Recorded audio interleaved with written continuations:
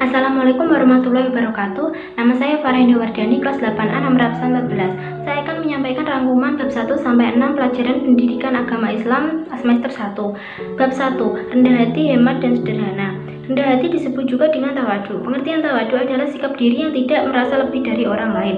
Lawan kata dari rendah hati adalah tinggi hati, sombong, takabur atau angkuh. Dalil sikap rendah hati terdapat pada Quran surat Al-Furqan ayat 63. Pada Quran surat Al-Isra ayat 27, Allah menegaskan bahwa berfoya-foya serta menghambur-hamburkan harta itu adalah pemborosan yang merupakan bagian dari perbuatan setan. Allah mengajarkan kita agar bisa hidup hemat dan sederhana, karena hemat dan sederhana akan membuat kehidupan manusia menjadi lebih tenang dan tentram.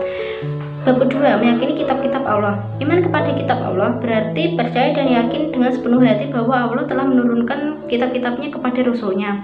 Ada 4 kitab yang wajib kita yakini. 1. Kitab Taurat diturunkan kepada Nabi Musa. 2. Kitab Zabur diturunkan kepada Nabi Daud. 3. Kitab Injil diturunkan kepada Nabi Isa. 4. Kitab Al-Quran diturunkan kepada Nabi Muhammad. Bab ketiga, menghindari minuman keras. Segala bentuk minuman yang memabukkan adalah khamar. Minum khamar adalah haram dan termasuk perbuatan yang keji. Allah secara tegas melarang orang beriman untuk meminum minuman keras atau khamar. Keharaman khamar ini juga ditegaskan dalam hadis Nabi berikut. Bismillahirrahmanirrahim. An ibni Umar anna Rasulullah sallallahu alaihi wasallam qala kullu muskirin khamrun wa kullu muskirin haram. Artinya, dari Ibnu Umar bahwa Rasulullah Shallallahu Alaihi Wasallam bersabda, setiap yang memabukkan adalah khamar dan setiap yang memabukkan adalah haram. Hadis riwayat Muslim. Bab keempat, sholat sunnah. Sholat sunnah adalah sholat yang dianjurkan untuk mengerjakannya. Orang yang melaksanakan sholat sunnah mendapatkan pahala dan keutamaan dari Allah. Namun jika seorang tidak melaksanakan sholat sunnah, dia tidak berdosa.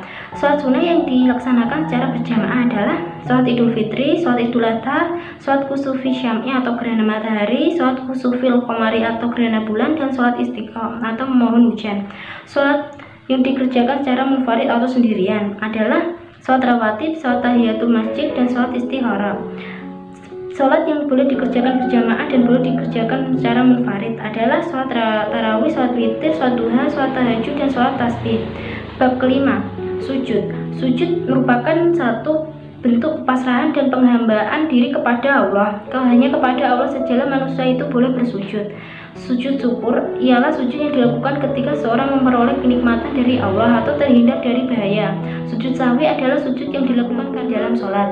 Sujud tilawah adalah sujud yang dilakukan karena membaca ayat-ayat sajdah dalam Al-Quran ketika sholat maupun di luar sholat, baik saat membaca atau menghafal sendiri atau pada saat mendengarkannya.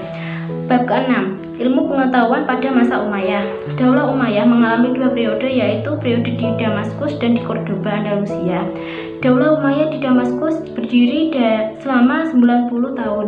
Pendirinya bernama Muawiyah bin Abi Sufyan bin Harb bin Umayyah. Daulah Umayyah menjadikan Damaskus sebagai pusat pemerintahannya. Pemerintahan Daulah Umayyah di Andalusia atau Spanyol berdiri 275 tahun. Cordoba menjadi pusat pemerintahannya. Pada masa pemerintahan Bani Umayyah, ilmu pengetahuan pada masa kemajuan itu sangat berarti. Adapun perkembangan ilmu pengetahuan pada masa itu dapat dikelompokkan sebagai berikut: ilmu kimia, kedokteran, sejarah, bahasa, dan sastra. Selain ilmu pengetahuan pada masa Bani Umayyah, juga berhasil mengembangkan bidang lain, yaitu arsitektur, organisasi militer, dan perdagangan. Wassalamualaikum warahmatullahi wabarakatuh.